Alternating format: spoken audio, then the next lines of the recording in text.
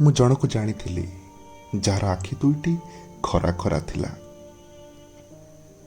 ସେ ଯେବେ ମୋତେ ମରୁଭୂମି ଭଳି ଅନାଉଥିଲା, ମୋତେ ଦିଶୁଥିଲା ତା ଛାତି ଭିତରେ ଗୋଟେ ଅସ୍ୱସ୍ଥ ଗଛ। ପାଣି ଟୋପେ ପାଇଁ ଗଭୀରକୁ ବିନ୍ଧିଛି ଯାହା ଚେର ନିଷ୍ଫଳ। ତା କାନ୍ଧ ନଇଁ ପଡୁଥିଲା ଝୁଲାର ଭାରରେ। ତା କାନ୍ଧ ନଇଁ ପଡୁଥିଲା ଝୁଲାର ଭାରରେ।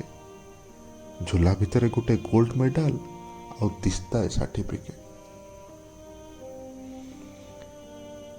ସେ ମୋ ଦେହର ଗଳି କନ୍ଦିରେ ଓଠ ବୁଡେଇ ବର୍ଷା ଖୋଜୁଥିଲା।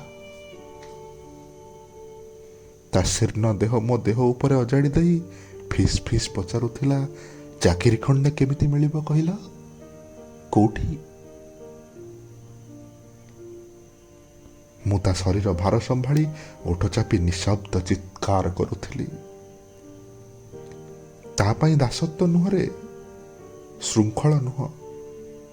ମୁଁ ତତେ ମୁକ୍ତି ଦେଲି, ତୁ ଆକାଶ ହେଇଯା। ମୁଁ ତତେ ମୁକ୍ତି ଦେଲି, ତୁ ଆକାଶ ହେଇଯା। ସେ ତା କାନ ବନ୍ଦ କରି ପଚାରି ଚାଲିଥିଲା, ଶିଉଳି ଲଗା ତୁଠର ଠିକଣା। ସେ ଛୁଁଥିଲା ସମୁଦ୍ରକୁ, ସେ ଲୋଟୁଥିଲା ନଈରେ। ତା ମନରେ ନଥିଲା ଟୋପାଏ ବି ବର୍ଷା। ସେ ପ୍ରତିଥର ଝଡ଼ ଭଳି ଆସୁଥିଲା, ମୋତେ ଶୁଣାଉଥିଲା ଦୂରାନ୍ତରରେ ଥିବା ତା ଶ୍ୟାମଳ ସ୍ୱପ୍ନମାନଙ୍କ କଥା। ଶୁଣାଉଥିଲା ଥରେ ଧରା ଦେଲେ କେମିତି ବେଡ଼ି ପକେଇ ରଖିହେବ ସେମାନଙ୍କ ହାଡ଼ୁଆ ହାତର ପଞ୍ଜୁରୀ ଭିତରେ। ଦୁର୍ଦ୍ଦଶ ଦସ୍ୟୁ ଭଳି ସେ କେବଳ କୋମଳତା ଖୋଜୁଥିଲା, କେବଳ ନରମ ପତ୍ର ଖୋଜୁଥିଲା, ପାଣି ଖୋଜୁଥିଲା।